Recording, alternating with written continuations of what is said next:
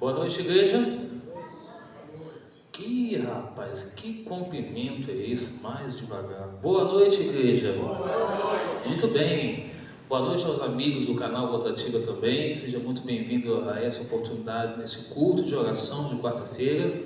Que a graça e a paz de Jesus se estenda à igreja e também se estenda aos irmãos também. Nessa noite, não sou eu que vou falar. Tem uma convidada que irá palestrar para você essa noite. Convido aqui a Bruna. A Bruna, ela é da igreja do Jardim Prudência e tem pregado em diversas igrejas.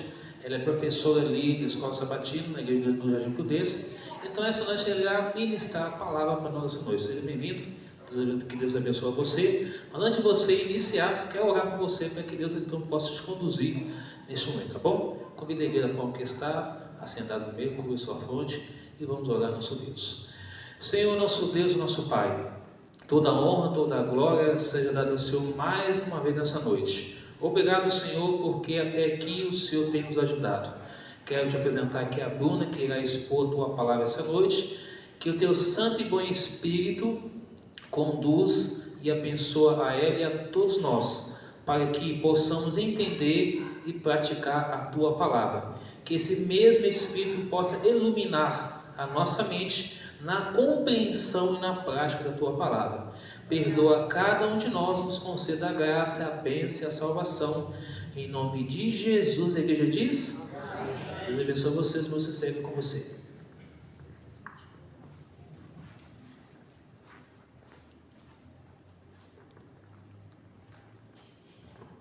Boa noite. Boa noite. Tudo bem com vocês? A gente combinou que eu ia me apresentar e que ele não ia me apresentar, só que ele já me apresentou, então vou repetir. Eu sou Bruna, sou lá da igreja do Jardim Prudência e ele já foi diversas vezes pregar lá na igreja. Não sei como ele ainda não virou pastor de lá, né? Que a igreja gosta bastante das pregações dele e é a primeira vez que eu vi também, gostei, acho você um bom pregador. Também me inspiro em você e aí a gente conversando eu peço umas dicas para ele. Bom, primeiro, eu preparei esse sermão porque pode parecer até loucura o que eu vou dizer, mas vou falar da minha experiência como adventista do sétimo dia há 11 anos, sem mentira nenhuma, perante a Deus que está no céu. Pode ser que eu tenha faltado nesse dia. Eu só ouvi até agora 2 pregações falando sobre a volta de Jesus em 11 anos que eu estou na igreja. Aí eu até brinco assim, eu acho que algum sábado, ou quarto, ou domingo eu não estava. Esse tema foi um tema falado um pouco na pandemia, porque a maioria das pessoas achavam que ali já estava, né, o final dos tempos, Jesus ia voltar, mas depois eu não vi ninguém mais falar sobre esse assunto. E é curioso, porque nós carregamos esse nome adventistas, só que a gente não tem falado mais sobre a volta de Jesus. Bom, como o irmão já orou, então eu vou seguir aqui. Só no Novo Testamento nós temos mais de 300 textos que falam da volta de Jesus, e um deles todos nós conhecemos de cor, que está lá em João 14, de 1 a 3, que diz assim: não se turbe o vosso coração. Credes em Deus, credes também em mim. Na casa de meu pai há muitas moradas. Se assim não fora, eu vou-lo teria dito, pois vou preparar-vos lugar. E quando eu for e vos preparar lugar, voltarei e vos receberei para mim mesmo, para que onde eu estou estejais vós também. Cristo foi preparar lugar. Alguém aí sabe quanto tempo que ele está preparando lugar? 2000 anos. Vocês já imaginaram como está ficando a casa?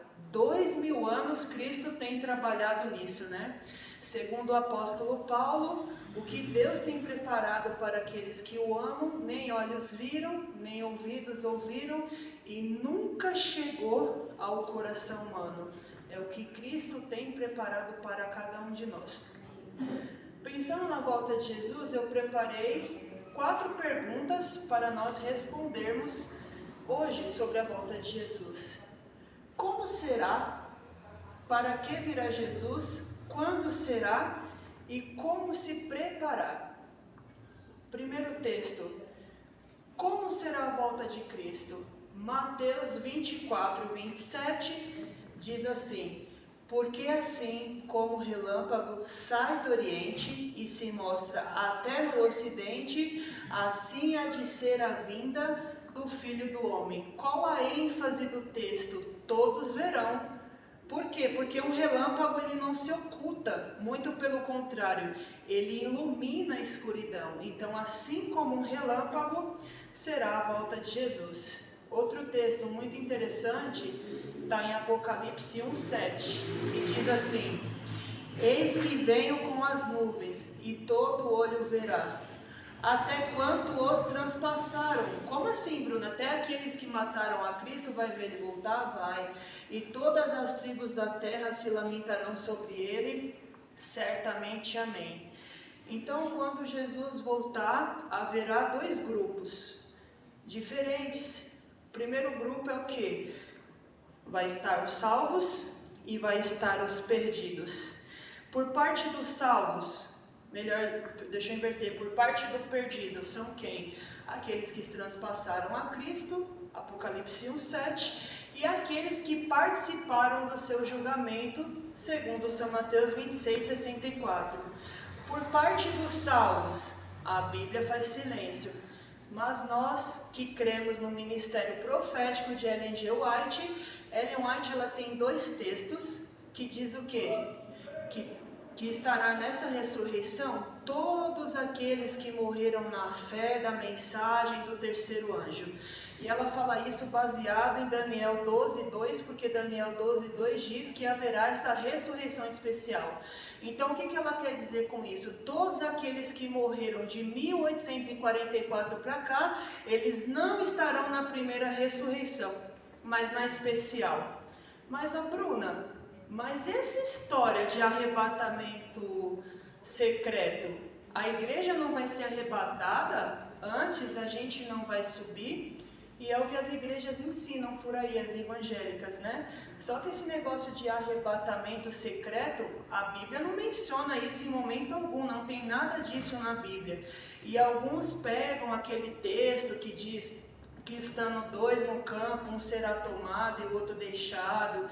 Quando estando dois, um será levado, o outro deixado. O texto não está dizendo de arrebatamento secreto, ele quer dizer que estando dois, pode um ser salvo e o outro não. Então não existe essa história de arrebatamento. Arrebatado todos seremos mediante a volta de Jesus. E aí está o contexto do texto, nós seremos o quê? Tomados. Arrebatados, ninguém. E agora eu vou começar com vocês. O primeiro texto vai contrapor um pouco essa história de arrebatamento secreto. Para que virá Jesus? Mateus 16:27 diz: porque o Filho do Homem há de vir na glória de seu Pai com seus anjos, e então retribuirá cada um conforme as suas obras. Então Cristo ele vem para quê? Para dar a recompensa. O texto está dizendo, quando ele vir, então está o que no futuro? Então quando Cristo voltar, é aonde nós iremos receber a nossa recompensa, não antes disso. Então Cristo ele volta para restaurar aquilo que se perdeu no Éden. Então nós vamos receber a nossa recompensa somente o quê? Só quando Jesus voltar. E é engraçado, meu pai faleceu, completou 3 anos esse mês, né? Espero encontrar ele no céu, ele não era adventista, mas como ele morava com a minha irmã, a minha irmã é de uma igreja evangélica, então o sermão foi feito pelo pastor de lá.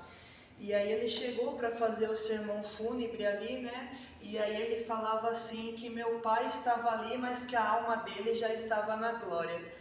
E aí eu falava assim, pastor, mas meu pai não está na glória não, meu pai dorme, né? E como toda a minha família, minhas irmãs são assembleanas, tenho essa minha irmã que ela vai em outra igreja, eles acreditam que meu pai está na glória, mas ele não está lá.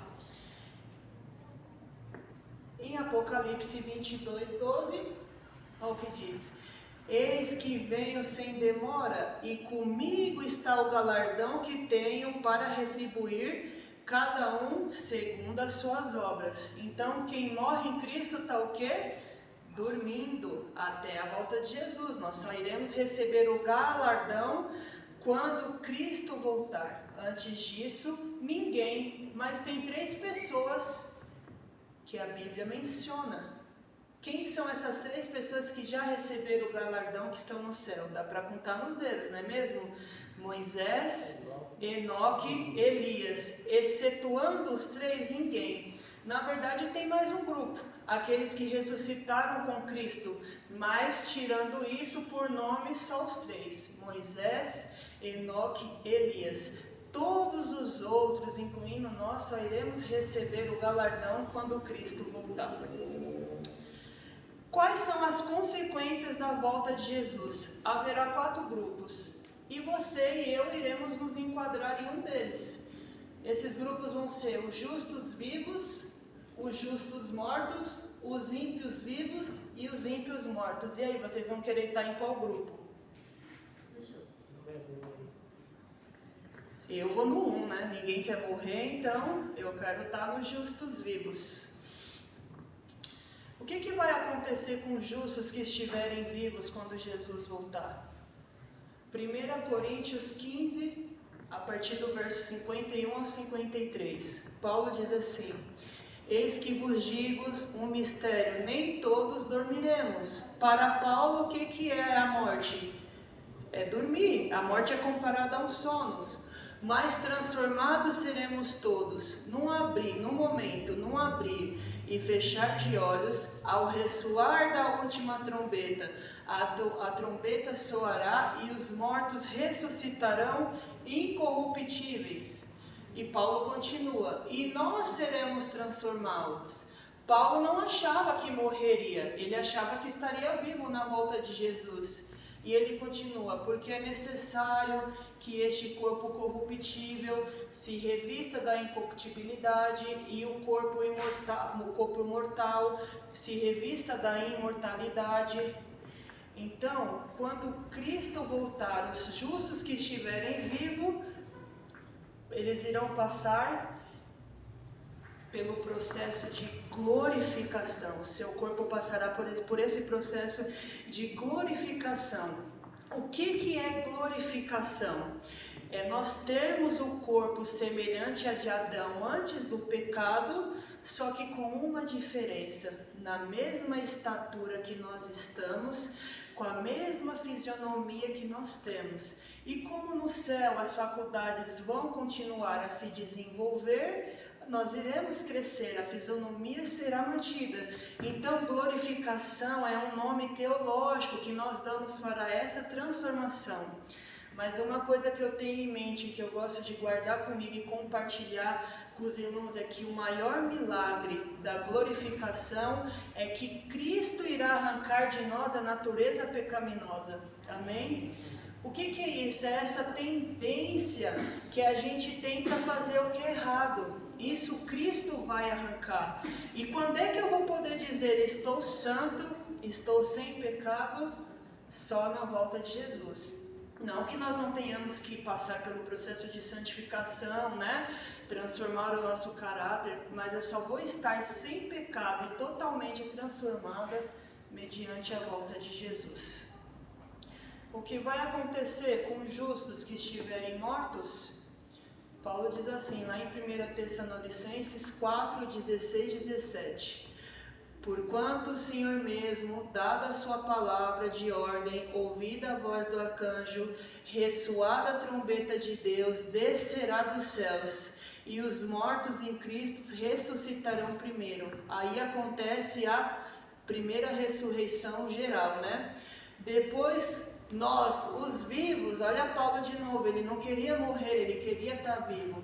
Os que ficarmos seremos arrebatados juntamente com eles entre as nuvens para o encontro do Senhor nos ares, e assim estaremos para sempre com o Senhor. Então o que vai acontecer com os justos que estiverem mortos? Eles serão ressuscitados, já totalmente transformados, totalmente glorificado. Cristo não pisa nessa terra. A gente vai encontrar com Cristo na onde? Nos ares. Quando Cristo voltar, Ele vai bradar com sua grande voz: levantai-vos, ó vós que dormis no pó. E todas as sepulturas se abrirão e os justos levantarão para se encontrar com Jesus. O que vai acontecer? Agora aquele outro grupo, que tomara que nós não estejamos nele, é os ímpios vivos. 2 Tessalonicenses 2,8 diz assim: então será de fato revelado o iníquo, a quem o Senhor Jesus matará com o sopro de sua boca e o destruirá pela manifestação do quê? De sua vinda. Essa palavra manifestação da língua grega significa aparucia. Então, quando a parucia acontecer, quando ele surgir, quando ele voltar, a terra vai o que? Se abalará. E será um evento tão extraordinário e tão terrível que o que esses ímpios vão fazer? Como diz lá em Apocalipse 6, a partir do verso 13, 14, eles correrão para o monte para se esconder e pedirão o que? Caiam sobre nós e nos esconde o que? Da face daquele que está por vir. E a Bíblia fala que ninguém vai poder o que? Suster-se. E você sabe por que esses ímpios, eles estão lá? Porque eles sabem que aquele que vem não é um desconhecido. E eles estão lá por quê? Porque cada apelo, quantos de nós temos familiares que hoje não estão nos caminhos do Senhor? Dobramos os joelhos, oramos 10, 20, 30 anos, e eles, a cada apelo, não só nosso, do Espírito Santo, a cada oportunidade de salvação, a cada chamado, o que eles respondem? A resposta sempre é não, é não, é não. Por isso que eles vão estar lá. Mas eu tenho uma boa notícia para os irmãos. A boa notícia é que naquele dia será tarde demais. Hoje não. Hoje a porta da graça ainda está aberta. Deus tem derramado a sua misericórdia sobre nós. Naquele dia vai ser tarde para milhares. Hoje não será. E para todos aí que seguem o canal, hoje, essa noite, Cristo vai entrar no seu coração, porque Ele quer fazer morada. Ele baterá no seu coração, pedirá licença e estará contigo.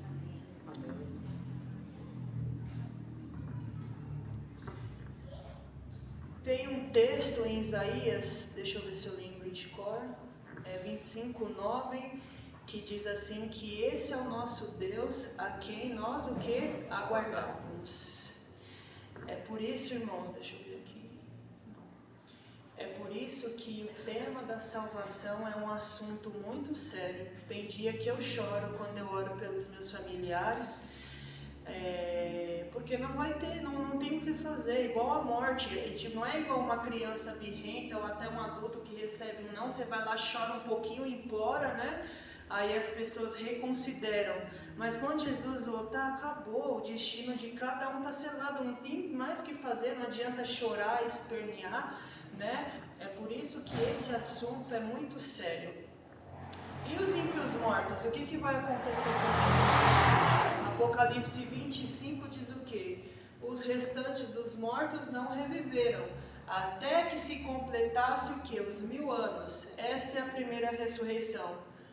Então, o que acontece com os ímpios mortos? Nada. Eles permanecem na sepultura. Até quando? Até passarem os 1000 anos. E tem muita gente curiosa, né, que diz, como é morrer 1000 anos? É igual quem dorme. Quem morreu há 7 anos, há 1 ano. A gente quer ver um exemplo? A gente ontem dormiu, acordou hoje e ninguém viu nada. Então, a morte, ela é o quê?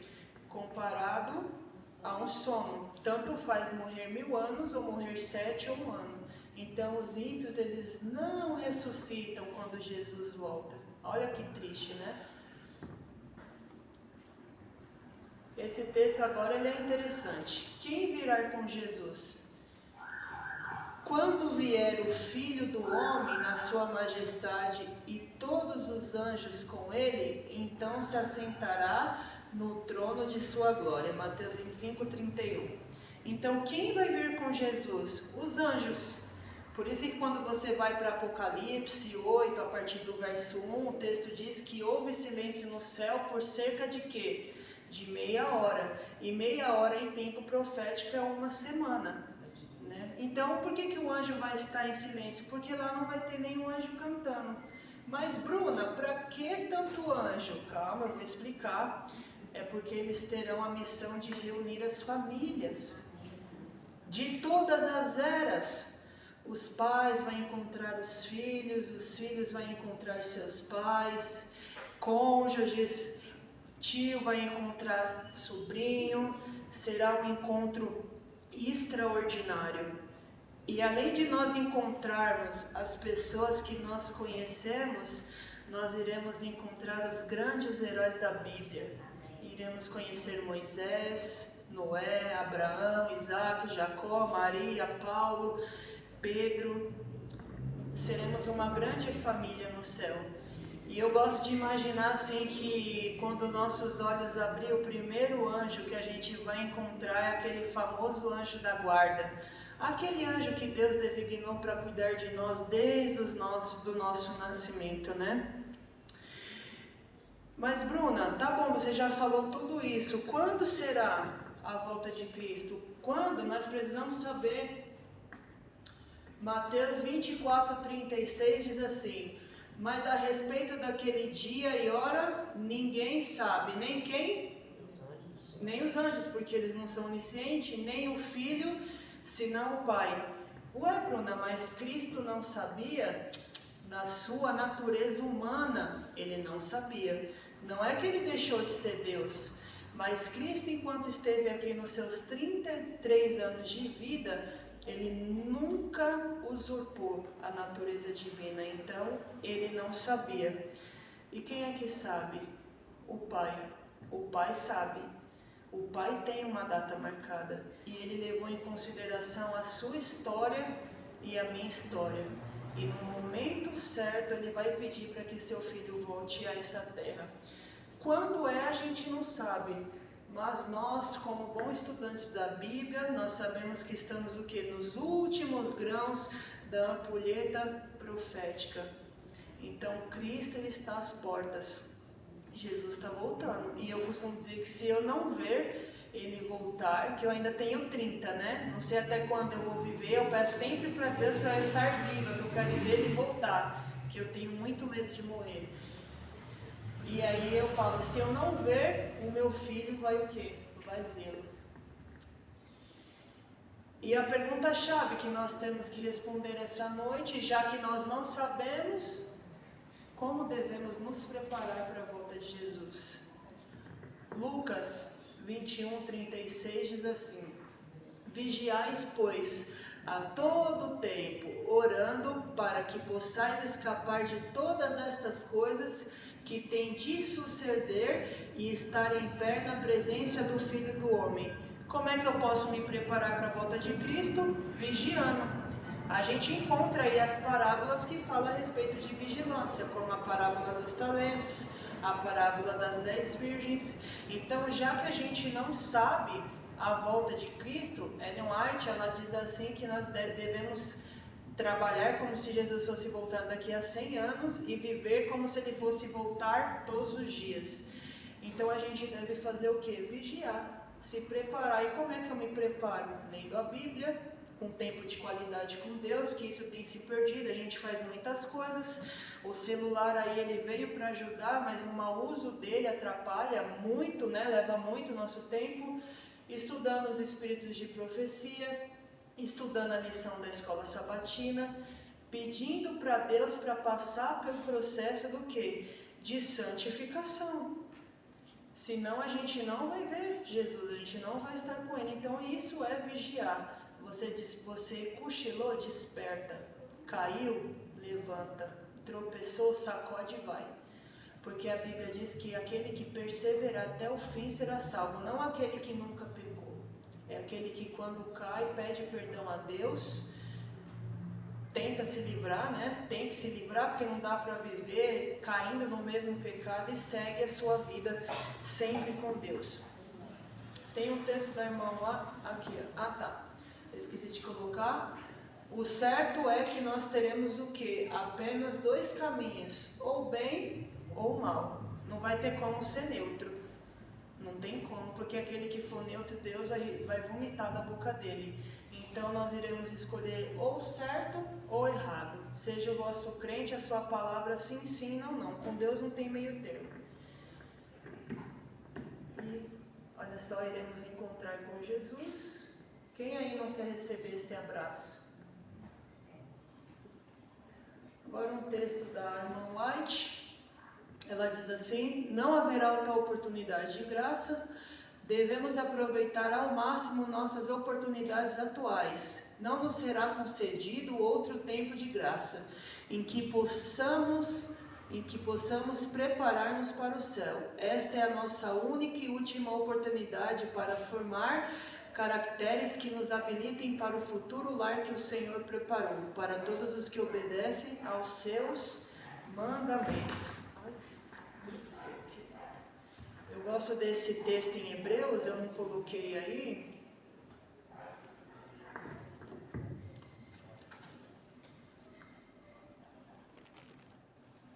Eu gosto dele.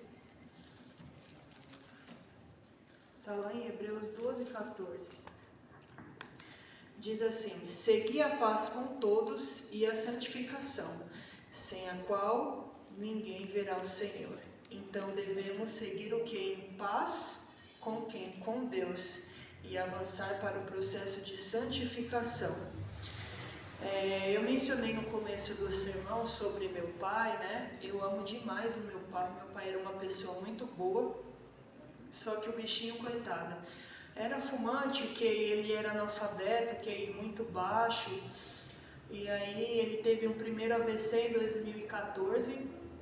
E aí o médico falou assim para ele que ele não deveria passar nem perto de quem fumava.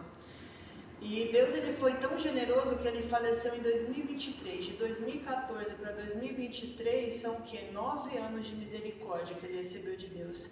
Eu fico pensando, se ele abandonasse o cigarro, tivesse abandonado o cigarro, talvez ele estaria hoje aqui? Pode ser que sim, pode ser que não. E o meu pai, ele ficou 2 meses internado, ficou entubado, depois tiraram, entubaram de novo. E Deus me deu a oportunidade de visitá-lo 3 vezes, né?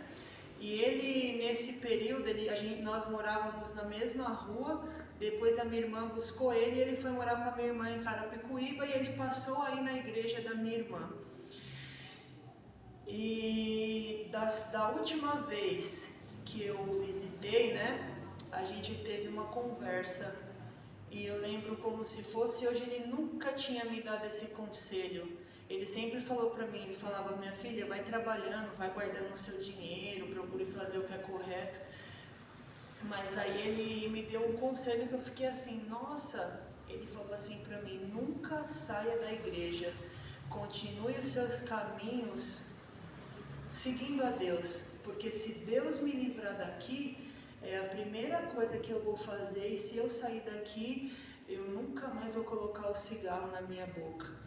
E a minha irmã conta pra mim que ele era para eu ter visitado ele uma última vez, mas por um erro do horário de visita eu não fui, que era na sexta-feira. No sábado a minha irmã foi, um casal de assembleanos visitou ele, né? E aí ele falou assim que quando a gente não vai até Deus, Deus vem até nós. E aí esse casal ali evangelizou ele e tal. E ele falou assim que no dia seguinte ele estaria de alta. Isso foi no sábado, domingo de manhã ele faleceu.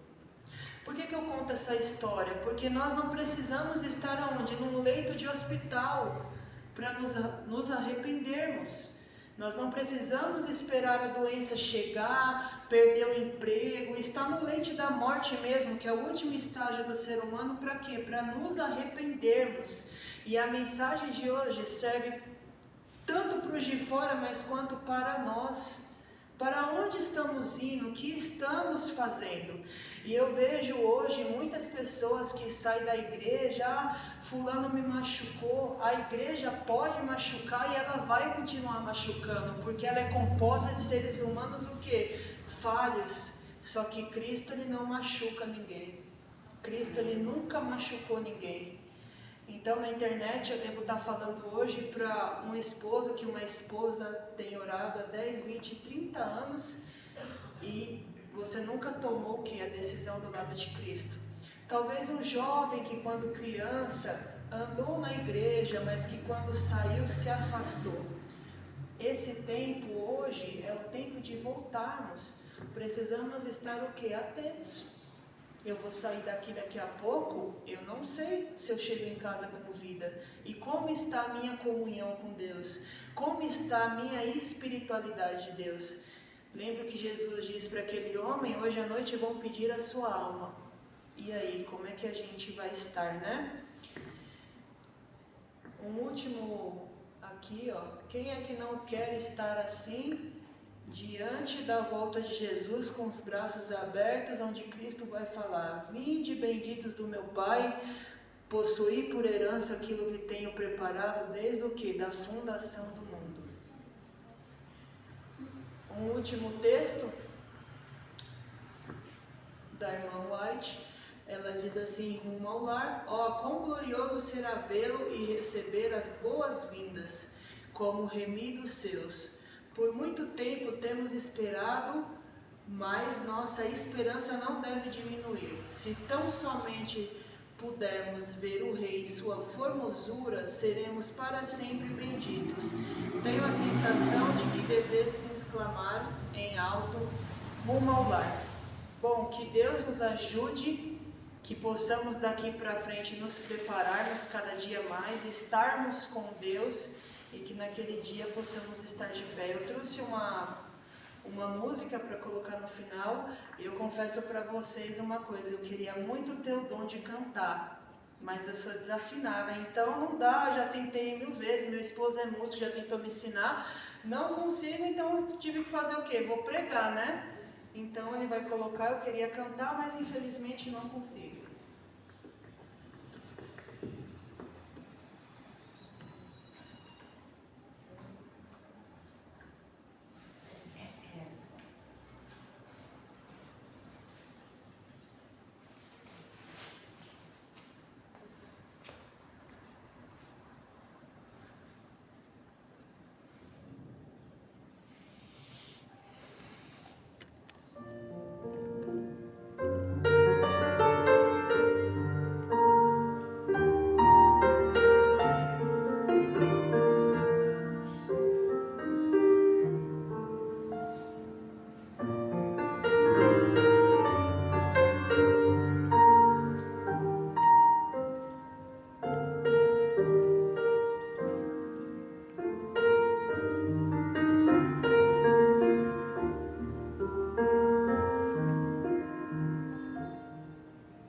Tantos são teus afazeres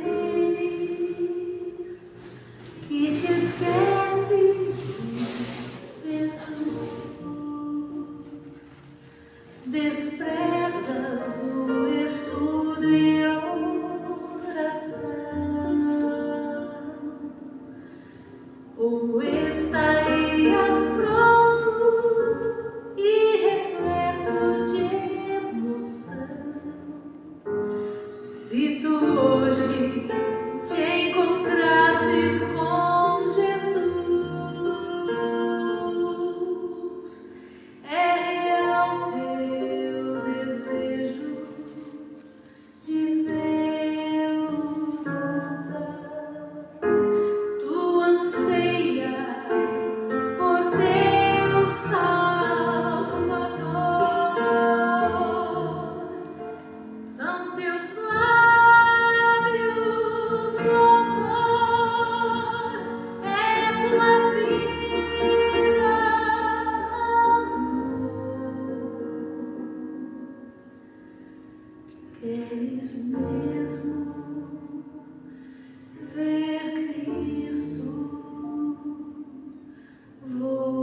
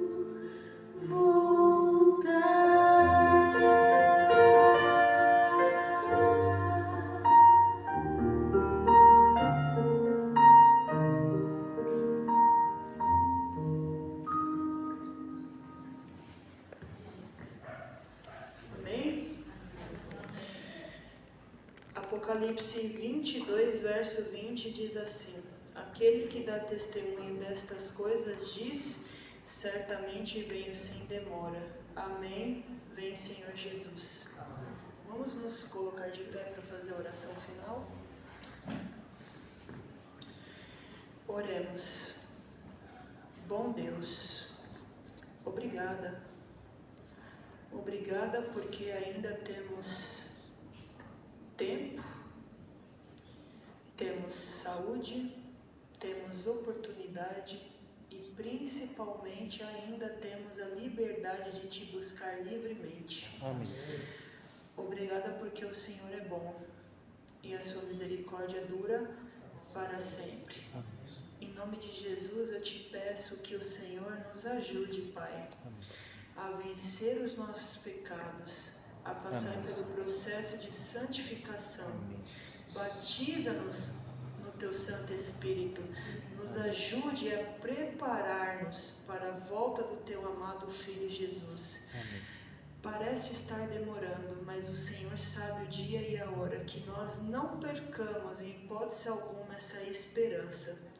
Que o Senhor nos ajude a estar de pé naquele santo dia.